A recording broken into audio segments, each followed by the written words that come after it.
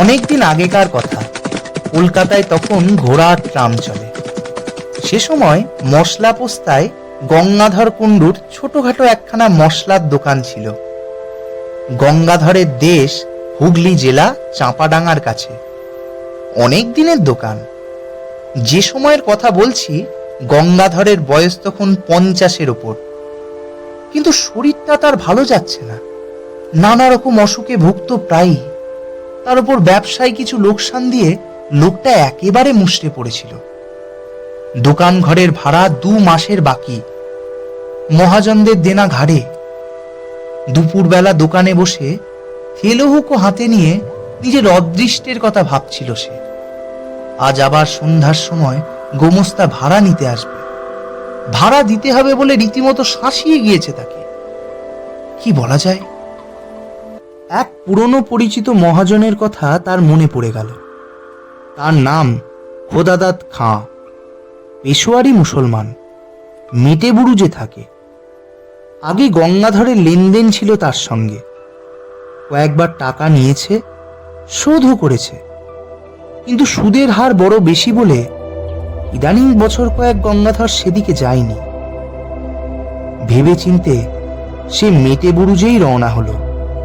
সুদ বেশি বলে আর উপায় কি? টাকা না আনলেই নয় আজ সন্ধ্যের মধ্যে।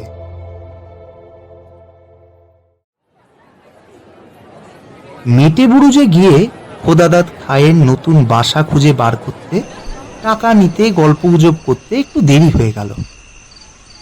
খিদিরপুরের কাটিগঙ্গা পার করে এসে ট্রাম ধরবে, হন হন করে হেঁটে আসছে এমন সময় একজন লোক তাকে ডেকে বললে, এই সাহেব, ইধার শুনিয়ে তো যারা।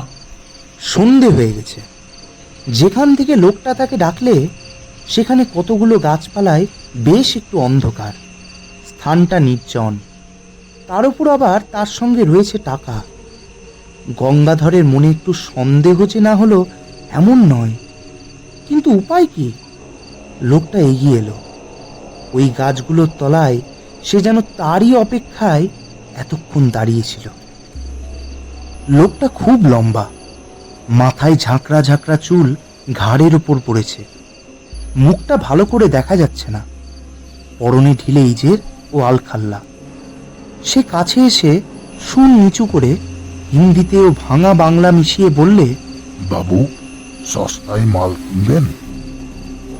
গঙ্গাধর আশ্চর্য হয়ে বললে, কি মাল?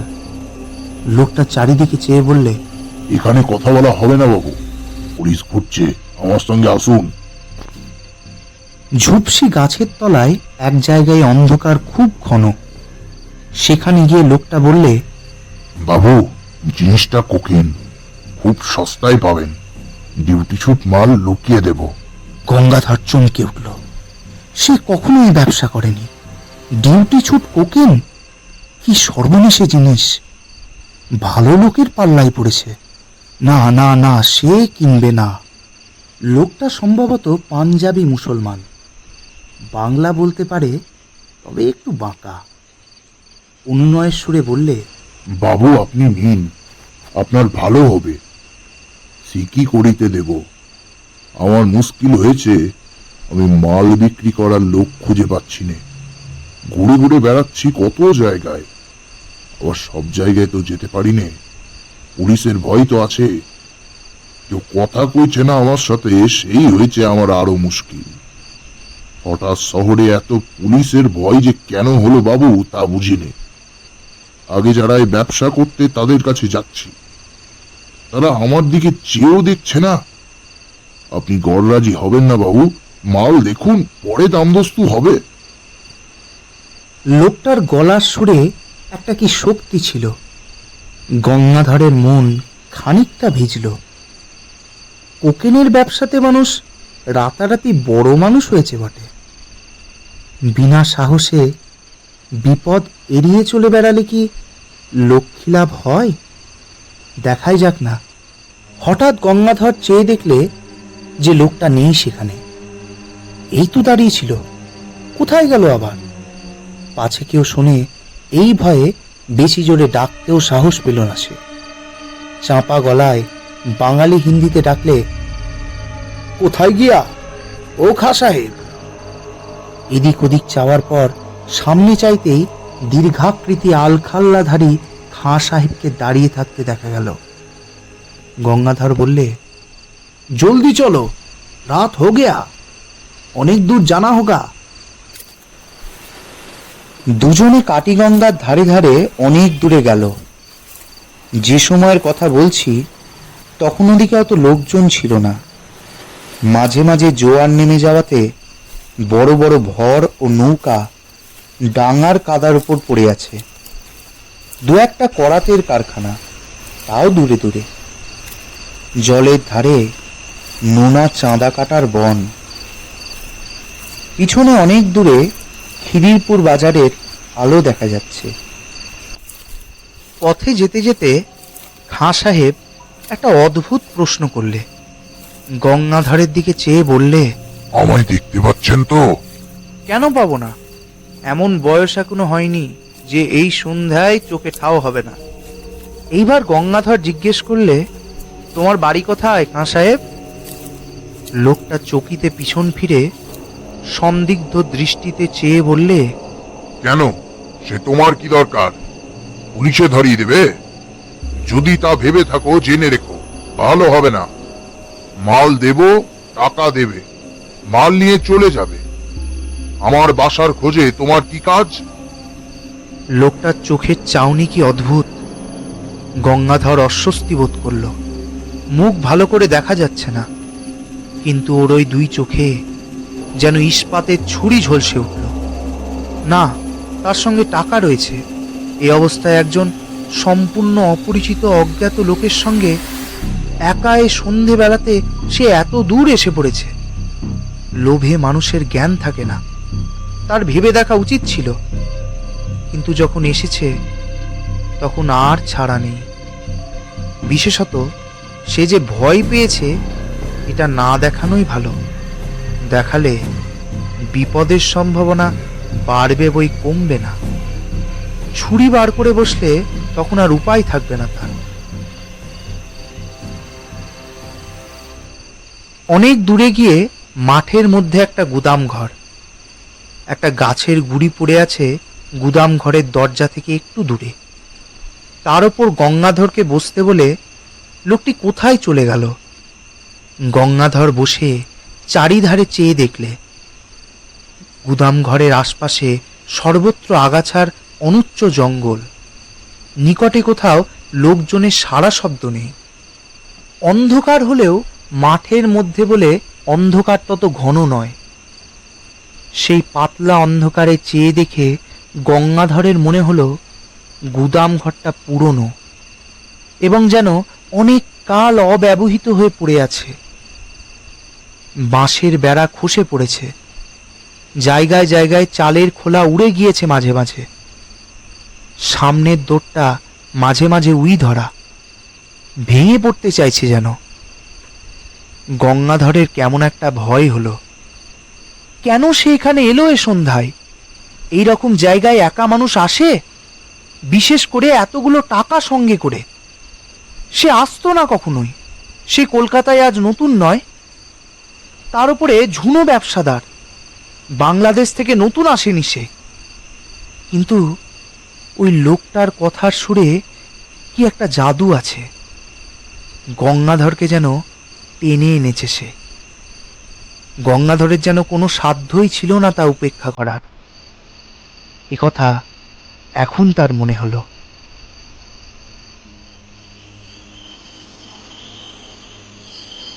হঠাৎ অন্ধকারের মধ্যে খাঁ সাহেবের মূর্তি দেখা গেল।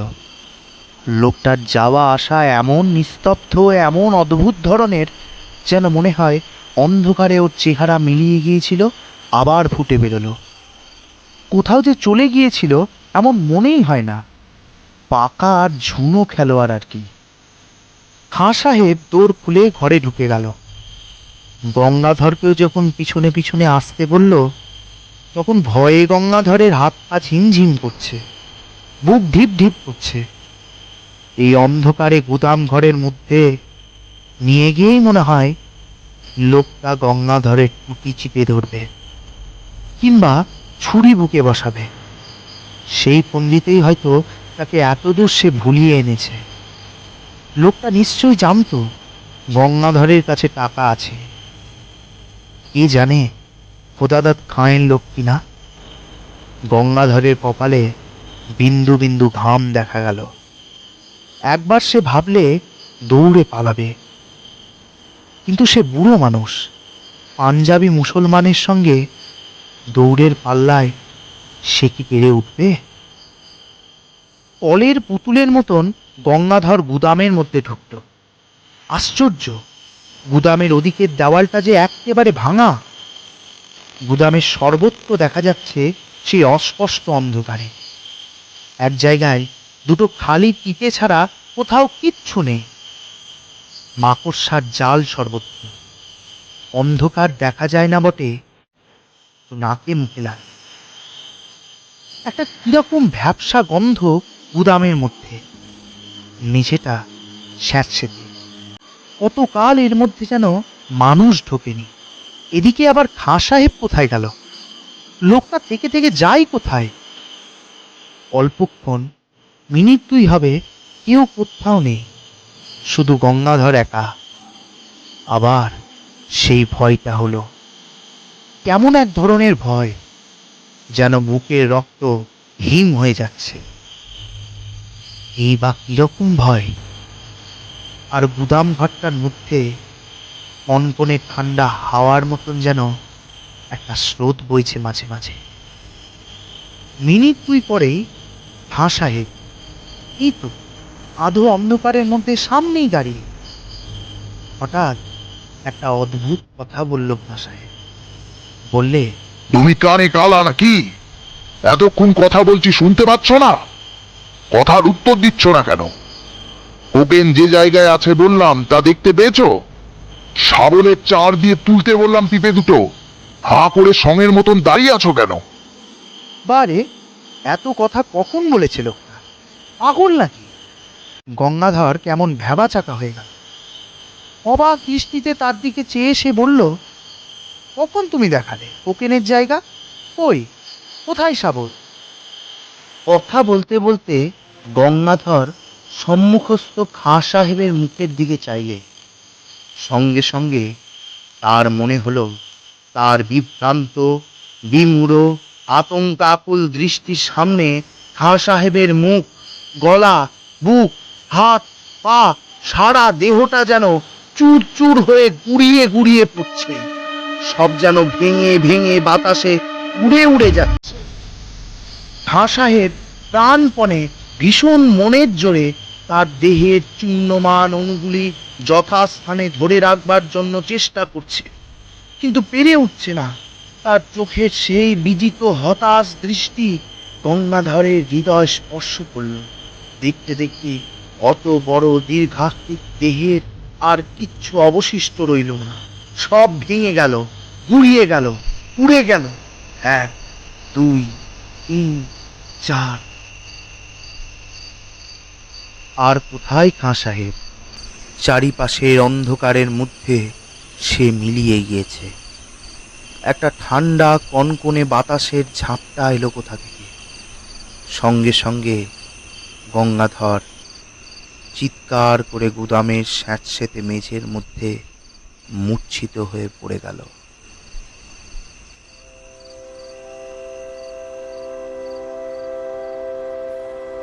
একটা দেশি ভর কাছে কোথায় বাঁধা ছিল। তার মাঝিরা এসে গঙ্গাধরকে অচেতন অবস্থায় তাদের ভরে নিয়ে যায়। তারাই তাকে দোকানে পৌঁছে দেয়। গঙ্গাধরের টাকা ঠিক ছিল, কানা করিও খোয়া যায়নি। তবে শরীর শুধরে উঠতে সময় লেগেছিল। অনেক দিন পর্যন্ত অন্ধকারে সে একা কিছুতেই থাকতে পারত না। মাস দুই পরে মেটে বুরুজে খোদাদাত খায়ের কাছে টাকা শোধ দিতে গিয়ে গঙ্গাধর টাকা নিয়ে যাওয়ার দিন কি ঘটেছিল সেটা বললে। খোদাদাত খাঁ গল্প শুনে গম্ভীর হয়ে গেল। কিছুক্ষণ চুপ করে থেকে সে বলল, সাহাজি, ও হলো আমির খাঁ। চোরাই কোকেনের খুব বড় ব্যবসাদার ছিল। আজ বছর 15 আগেকার কথা, রমজান মাসে বেশ কিছু মাল হাতে পায়। তক্তা ঘাটের কাছে একখানা জাহাজ ভিড়েছিল, সেখান থেকে রাতারাতি সরিয়ে ফেলে। জাহাজের লোকের সঙ্গে শর্ট ছিল, কোথায় সে মাল রাখতো কেউ জানে না। সেই মাসের মাঝামাঝি সে হঠাৎ খুন হয়। কে বা কেন খুন করলে তা জানা যায়নি, কেউ ধরাও পড়েনি। তবে দলের লোকেই তাকে খুন করেছিল এটা বোঝা কঠিন নয়। এই পর্যন্ত আমির খাঁর ঘটনা আমি জানি। আমার মনে হয় আমির খাঁ সেই থেকে ঘুরে ঘুরে বেড়াচ্ছে তার মাল বিক্রি করবার জন্য। ওর লুকোনো কোকেনের বাক্স হয়েছে দোজখের বোঝা। তা বাবু, গুদামটা কোথায় তুমি দেখাতে পারবে? গঙ্গাধর অন্ধকারে কোথা দিয়ে সেখানে গিয়েছিল তা তার মনে নেই, মনে থাকলেও সে যেত না। পথে আস্তে আস্তে গঙ্গাধরের মনে পড়ল পুরনো ভাঙা গুদাম ঘরটার অস্পষ্ট অন্ধকারের মধ্যে আমির খাঁয়ের মুখের সেই হতাশ ও অমানসিক চেষ্টা করেও হেরে যাওয়ার দৃষ্টিটা। হতভাগ্য কি এতদিনেও বোঝেনি সে মারা গিয়েছে? কে উত্তর দিবে? ভগবান তার আত্মাকে শান্তি দিন।